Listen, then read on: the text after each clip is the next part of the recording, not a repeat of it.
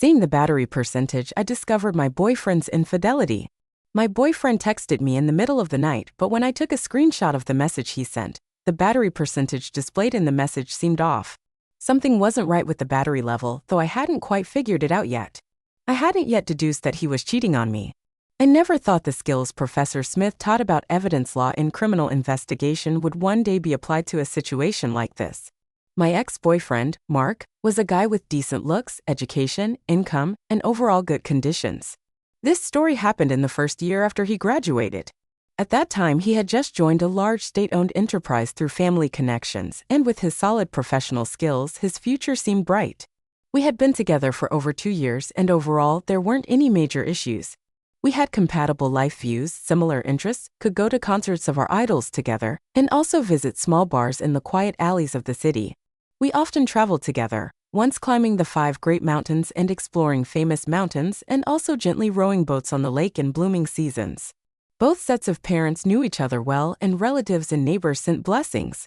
In other words, we had reached the stage of choosing an auspicious date to register our marriage and hold a wedding. But before getting married, there was always something I wasn't completely sure about. I knew he was a very active user of a dating app, but I comforted myself, thinking he had the inclination but not the guts. To be honest, I had never discovered any improper matchmaking behavior from him. We had also never directly talked about this issue because I loved him very much, and also because I was afraid that my academic background and investigation would make me a suspicious and difficult person to live with. So I always told myself to let him feel my trust, no investigation, no questioning, and no unfounded suspicion. Until it happened. One Friday, he told me he would go to Metro City to attend a conference, departing right after work because the meeting would be held on Saturday morning. He took the high-speed train just after 6 p.m. on Friday evening to get there. I didn't think much of it, just assumed it was a normal business trip. Before leaving, he screenshotted his train ticket and sent it to me, and I saw his phone had 60% battery left. The train journey lasted about 1.5 hours, arriving at around 8 p.m. On the way to the hotel, he told me he had arrived safely and that his phone was almost out of battery, so he wouldn't talk much longer. From 60% battery to almost empty in just 1.5 hours meant he had been using his phone continuously. After that, I was busy with my own things until 11 p.m. before going to bed. I texted him goodnight but didn't receive a reply. This made me a little curious. He usually wasn't like this. I guessed he was probably showering, so I didn't ask more and went to sleep. I slept soundly. At 7 a.m., I woke up and opened my phone. Only then did I see his message sent at 2:30 a.m. The content was very familiar. Just got out of the shower. Didn't see your message. Good night, sleep well. Kiss kiss face blowing kiss dot. At 7:30 a.m., I texted. When are you coming back? Have you bought your ticket yet? He replied with a screenshot, and I saw the phone battery was at 22%. Wait a minute. Last night at 8 p.m., he said his phone was almost out of battery, but until the next morning it still had 22%? This meant he hadn't charged his phone all night. But I knew very well that he was very anxious about his phone running out of battery. Every night before going to bed, he always plugged it in to charge. Moreover, he was an extremely heavy sleeper, yet he was awake at 2:30 a.m. to send a good night message with full punctuation and emojis. If he really woke up in the middle of the night out of habit, he would definitely have continued sleeping immediately.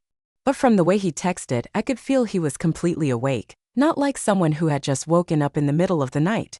So what had he been doing all night? Shouldn't going out for a meeting mean having dinner, browsing the phone for a bit, and then going to bed early? Shouldn't it have been an evening without nightlife? I guess that after getting off the train last night, something had kept him so busy that he didn't have time to charge his phone. The change in battery percentage could be because he was too busy working to bother charging, or simply because the phone wasn't needed, so he was confident with the remaining battery. For example, telling his girlfriend that his phone was almost out of battery, or the person he needed to meet was already right beside him, so there was no need for further contact. Around 7 a.m., these thoughts flashed through my mind. Suddenly, I felt things were starting to get interesting. Yes, I guess last night he had a night that was not simple at all. I didn't want to be deceived, nor did I want to keep questioning him endlessly. Instead, I decided to find out the truth myself. Once something has happened, if you want to hide it, all traces must be erased. But to reveal a flaw? Just a small detail is enough, even if it's just a trace of concealment. I opened my computer and checked all his social media activities. No new posts on his personal page, which had been abandoned for 3 years. The friend circle was also closed long ago. I didn't know where to start. Then I opened a Q&A site, clicked on his profile picture, and saw that his personal information had no new updates. But I vaguely sensed a slight abnormality. The number of people following him had increased by 1, and the number of people he followed had also increased by 1. I habitually checked the list from bottom to top but didn't see any unfamiliar IDs. Scrolling down another page, I discovered a girl using a selfie as her profile picture. At this point, I understood clearly. Recently, he and this girl had just followed each other, but he deliberately hid her among the people he had followed for a long time. Simply put, he unfollowed about 20 people before following this girl, and then gradually added the old people back to the following list.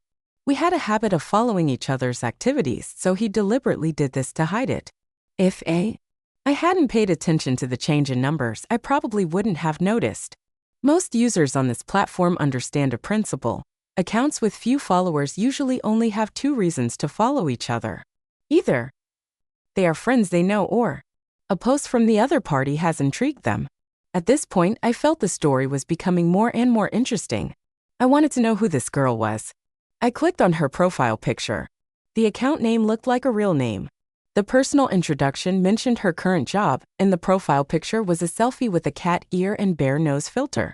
Her following list had over 70 people, while her number of followers was only 2. One of them was my boyfriend, Mark. In addition, she had some posts in the last 3 months, with 5 answers posted this month, but the number of likes and comments were very few. Her most recent post was following a question related to e-waste, and the latest answer was also on this topic. This was the breakthrough point of the case. A reasoning table appeared in my head with 3 key words. Followed each other with my boyfriend. E-waste. 2 a.m. Saturday. Her answer about e-waste was posted at 2 a.m. on Saturday. The content was very simple, 2 photos of a girl's bare back, with the curves of her waist faintly visible. What was noteworthy was that right on her waist there was a tattoo. I had to admit it was very seductive, but from the angle of the photo it wasn't a selfie.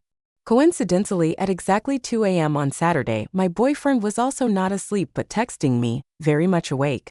I went back to the question description page and saw that only 43 people were following this topic. Then I checked her other answers in the past month. Most of them were in the form of photos showing slender waist dimples, collarbone, double eyelids, and many other angles. Based on the posting order, I realized her process was quite clear.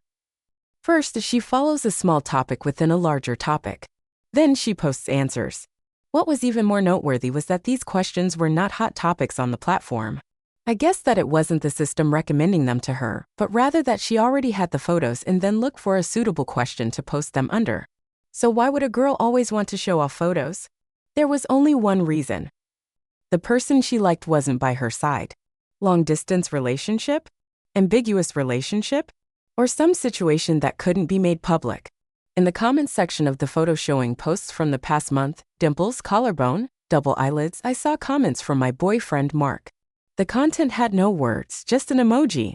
What was special was that he didn't like the post, only left a comment. At that moment, I suddenly understood the feelings of those who say, I don't dare to like, so I leave a comment. More coincidences? The city this girl listed in her profile was exactly where my boyfriend went on a business trip. At this point, I didn't need further reasoning. Extramarital affair on a business trip. Metro City. 2 a.m. Admiring the e-waste together. The love affair and the process of committing the crime were clear. Now only one thing remained. Arresting the suspect. The information I currently had included this girl's ID on the Q&A site. Her name if the ID was indeed her real name. Physical characteristics. City of residence. Personality, she loved beauty, liked taking selfies, and had a habit of expressing herself online. Most importantly, at 2 a.m. on Saturday, both she and my boyfriend were active online. I only knew this much and wasn't sure what the next step should be. I fell into a deadlock. I got out of bed, poured a glass of water, and considered what to do next. With no leads, I reopened Weibo, entered her account name in the search bar, and scrolled down a bit. I came across a familiar profile picture, exactly the profile picture she used on the Q&A site. Her Weibo account name was the ID on the Q&A site plus an English name, Ashley. The content of the posts was nothing special, mainly sharing about cosmetics and selfies. These selfies I had already seen in the answers on the Q&A site. What was interesting was that her most recent post appeared at 1:55 a.m. on Saturday, including a bareback photo with the waist tattoo and a cake photo with the caption, "Happy birthday to me." Below the post was a location tag showing a budget hotel chain near the train station in Metro City.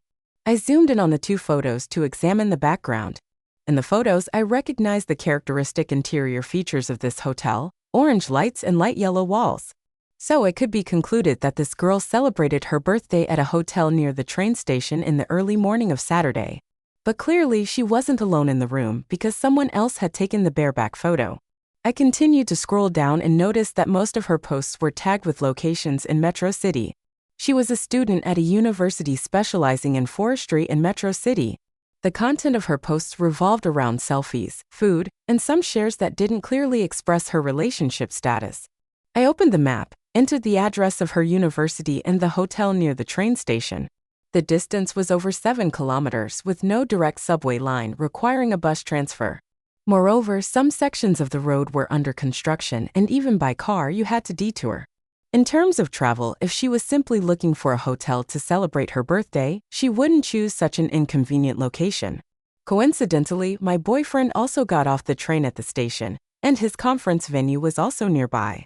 I remembered very clearly he had said that he chose a hotel near the train station because it was convenient for transportation. Now there was location information. The next step was to learn more about the time factor. I statistically analyzed the number of posts on her Weibo in a day and created a comparison chart of posting times. The data showed that she updated Weibo with quite high frequency. Analyzing her Weibo, I again applied my expertise. Based on 30 days of data, excluding original posts, on average, she shared more than 20 reposts per day, with peak times concentrated in the morning from 7 to 8 a.m. and in the evening from 9 to 10 p.m. From this habit, I could deduce that this was the time when she just woke up and was preparing to go to bed, when she was most online. The data indicated that in the past week, on average, she reposted about 24 posts per day. But on Friday alone, there were only 3 posts. This meant she had a period of time without accessing Weibo, perhaps because she was busy celebrating her birthday. This was a gap in her online social activity. Next, I went to her university's forum, entered her name in the search bar. The results showed a post with an image of a medical record from the school's health center. It clearly stated her name, Ashley, and her major. The account name of the poster was her name plus an English name and a string of dates, which was that Saturday. I continued to browse her old posts on the forum. From love confessions to a boy in high school to posts showing off her boyfriend when she entered university. Under every emotional argument in less than 2 hours, I had grasped a fairly clear picture of her personality. The morning passed quickly. I ordered a boxed lunch, eating while thinking about what to do in the afternoon. Recalling the feeling at that time, I still felt restless, heart racing, hands trembling. I almost forced myself to find some evidence to deny my suspicions. At 12:30 p.m., I found the reservation phone number of this hotel chain and decided to call and try. This was the conversation. Hello, I'm a guest who stayed last night. I think I left my phone charger in the room when I checked out. Did the cleaning staff find it? Staff. May I ask for your room number, please? Me. I don't remember exactly, but I made the reservation under the name Ashley. Staff. You made the reservation under this name, correct? Could you provide the phone number used for the reservation? At this moment, my heart suddenly pounded wildly. I swallowed hard and replied. I used my boyfriend's name to make the reservation. Mark, I said. The staff asked. Yes, please wait a moment. I will ask the cleaning staff of room 307. I hung up the phone, reopened the Q&A site, and found the post about the waist tattoo. In the comments section, someone asked, "Does tattooing on the waist hurt?" She replied, "It's not a real tattoo. It's a sticker. It washes off after one shower." At this point, I couldn't deceive myself anymore. It was true. While I was preparing to choose a wedding date with him, he was in a hotel with this girl, celebrating her birthday with her, taking bareback photos. From 1 a.m. to 2 a.m. that day, both of them were still awake and probably enjoying a memorable night. Now, let's summarize the whole thing in chronological order. First, I don't know how my boyfriend met this girl initially. They followed each other on a Q&A site, and in the past month he only left comments under her posts without liking them. At the same time, he deliberately adjusted his following list to hide her presence. Second, this girl lived in Metro City and held a birthday party on Friday evening. Coincidentally, on Friday afternoon, my boyfriend also went to Metro City to attend a conference. Third, on Friday afternoon, my boyfriend set off and had booked a hotel room in advance. For convenience of transportation, he didn't choose a hotel near the girls' university, but booked a room at a budget hotel chain near the train station. Fourth, after getting off the train and arriving at the hotel, he texted me saying his phone was almost out of battery. At that time, he had probably met the girl, and it was inconvenient to text me anymore. In the evening, they probably had dinner together, took cake photos, and then took bareback photos.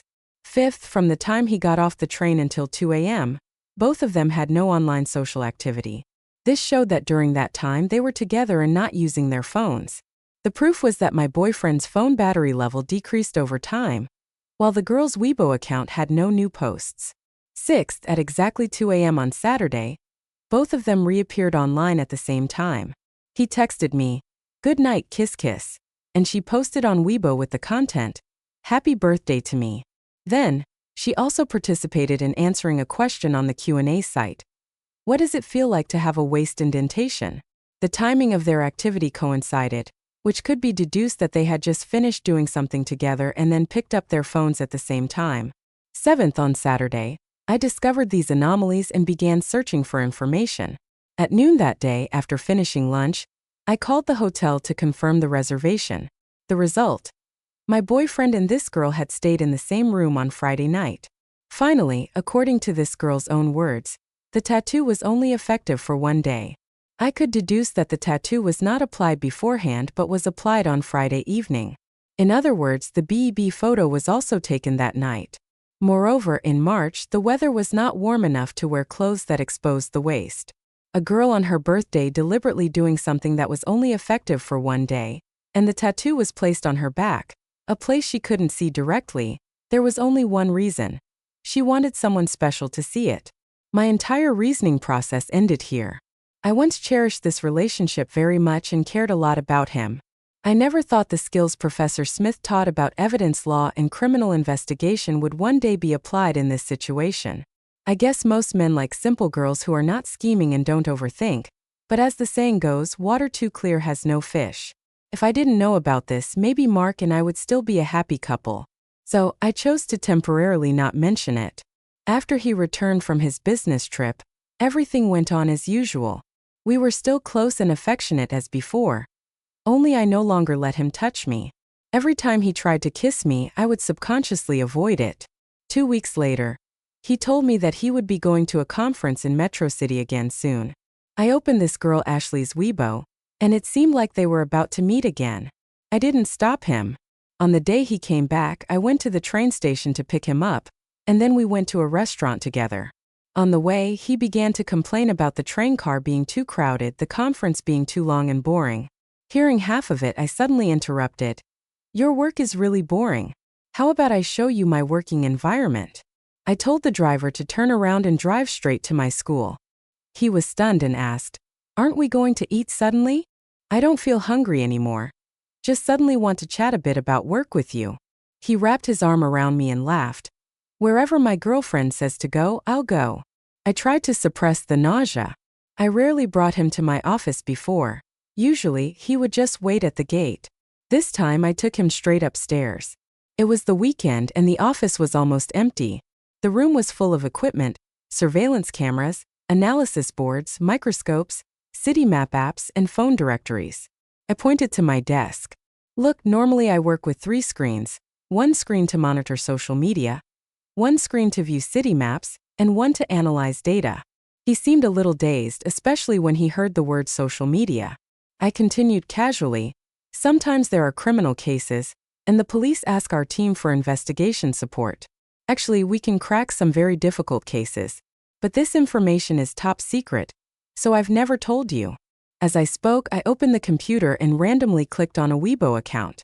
While browsing the posts, I said, "Nowadays social media is so developed that you don't even need a surveillance system to find out a lot of things." I clicked on a handwritten photo that this user had uploaded, zooming in to see the watermark printed on the paper. Forestry University 2019. I glanced at him and smiled. Look, she seems to be a student at Forestry University. The girl with the waist tattoo, the one I investigated, was also a student at Forestry University. At that moment, my boyfriend's expression must have been very unique. I deliberately didn't look at him and continued to move the mouse. He swallowed and said, "Honey, I'm a little hungry. How about we go eat wontons in front of your school?" I ignored him and continued. Do you remember when we used Run Network? University students are still using T3 forum. Let me check the Forestry University forum and see. This girl writes so beautifully. Maybe she participates in the handwriting topic. The university forum didn't have too many posts about handwriting. I scrolled through a few pages and saw a similar photo with the same handwriting. Only the account name had changed. Found it. I opened the profile page of that account and brought the screen in front of him. Look, who she usually plays with, who she hates, who she likes, it's all here. If I want to investigate further, I can even find out which class she's in, which major she studies, even her parents' occupations. He forced a laugh. My baby is so amazing. Then he quickly changed the subject. Come on, we don't even know her. What are you doing digging into other people's private affairs? It's not good, right? He was trying to stop me. Of course he had to stop me, because I had witnessed every detail of his date with the girl with the waist tattoo. I smiled lightly. Yeah, you're right. Actually, we investigators see these kinds of things every day. We're used to it. It's normal. After saying that, I took his arm and went out to dinner. Throughout the meal, he was extremely attentive to me, more considerate than ever before. I just smiled without saying much. I believed he understood my investigative abilities. I also hoped that after my subtle warnings, he would know what to do and handle things properly. If it could be resolved, I could overlook everything, but if not, he was doomed. He was indeed well behaved for a few months. Once I saw an unfamiliar phone number calling him, and he immediately blocked it. We still went to our favorite restaurants, still visited the bar in the small alley on weekends. I still went to his house to watch movies with his family. For a moment, I had the feeling that this man was really marriageable, that the previous incident was probably just a bit of youthful indulgence. Until one day, he said he was going on a business trip. But this time, the destination was not Metro City as before, but a small city nearby. Before leaving, as usual, he sent me a screenshot of his train ticket information. I thought for a long time and still decided to open my computer.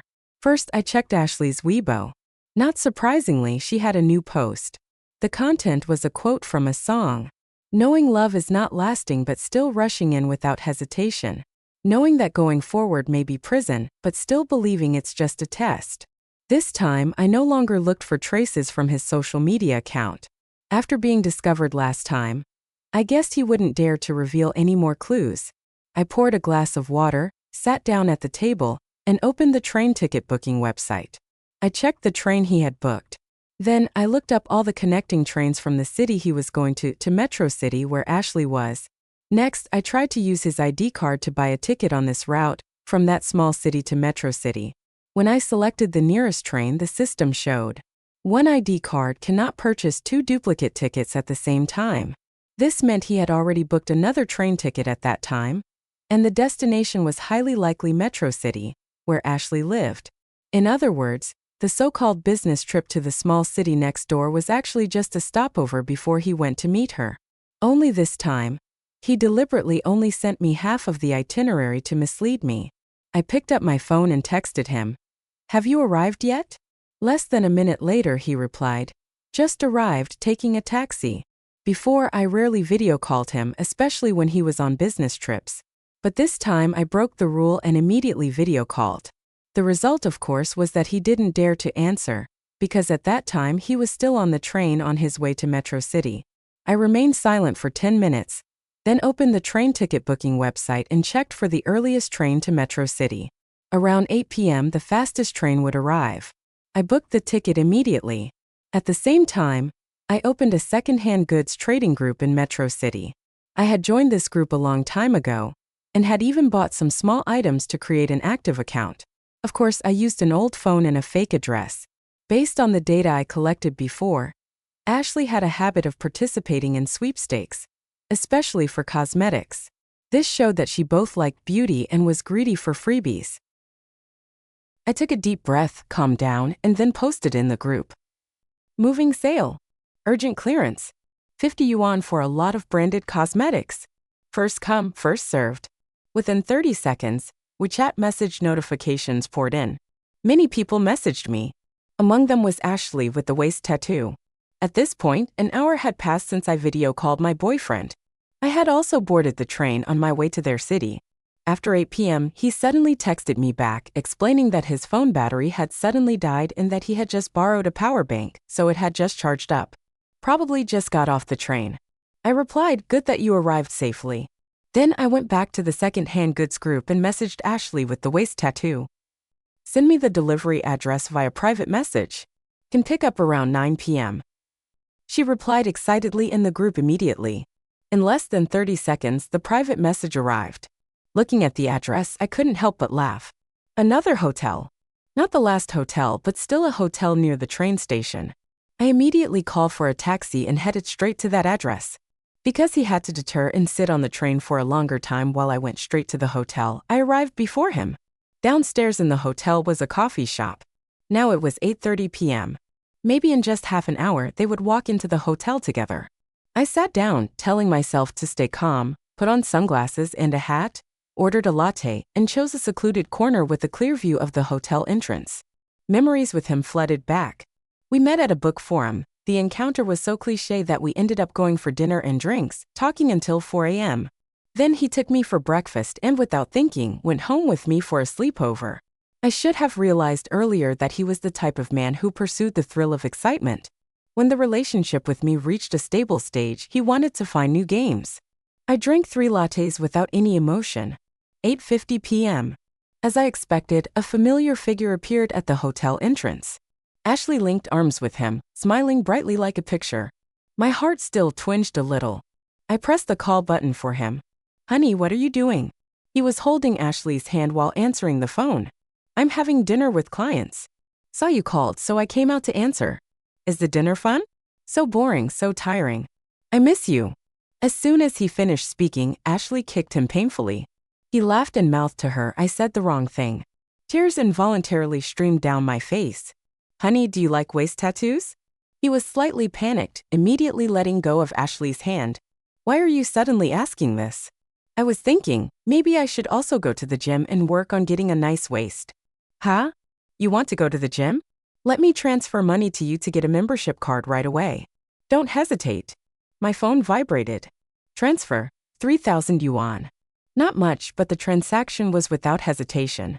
"You're so good to me," I said, then hung up the phone. He also hung up and took Ashley's hand again, leading her into the hotel. I opened the transaction app, clicked on the option to pick up goods on site, and messaged Ashley. "I'll leave the goods at the hotel front desk, okay?" She replied immediately. "Okay. Just say to leave it for room 307. So there was the room number. The hotel design was quite interesting. Rooms 307 and 309 shared a balcony. I booked a room at 309.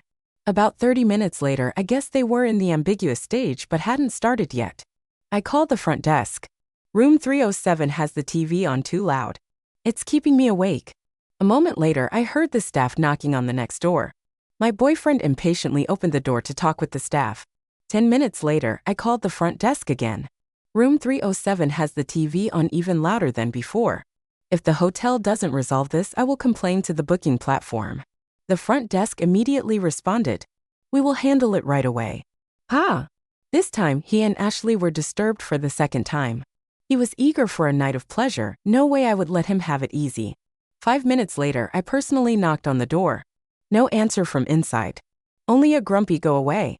The more they told me not to knock, the more I had to knock.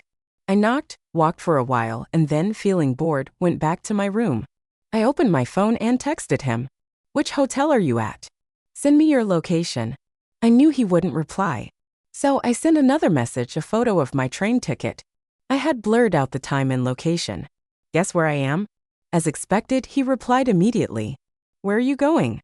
I texted back. "I'm coming to find you, almost there." You said you miss me, didn't you? After a long pause, he finally responded. I'll be back a bit late, probably won't be back until dawn. Just wait for me, okay? This two-timing man was truly suffering. He had to catch the last train at 11 p.m. to return to the city he claimed was his business trip destination. He also had to call the hotel in advance to book a room for me, arranging everything properly. Since he had the habit of drinking at dinner, he would have to buy a few bottles along the way to create a fake scene. Truly a multitasker. At this point, I heard Ashley crying and screaming from the next room. A few minutes later, I received a hotel booking confirmation. He had booked a room for me in advance. Immediately after, I saw him carrying his suitcase, leaving the room. Of course, he had to leave immediately. It was already 10 p.m. If he didn't leave now, he would miss the last train. I leisurely watched TV for a while, then started putting on makeup, preparing to go out for a drink. I had left a contingency plan inside the box I sent to Ashley. Inside, I stuffed a 200 yuan discount coupon for drinks at a nearby bar. Then I went to that bar and waited for her. At midnight, my boyfriend had already left. Based on Ashley's personality, being greedy for freebies and loving to show off photos, I guess there was a high probability she would stop by the bar for a drink and take some photos to post online.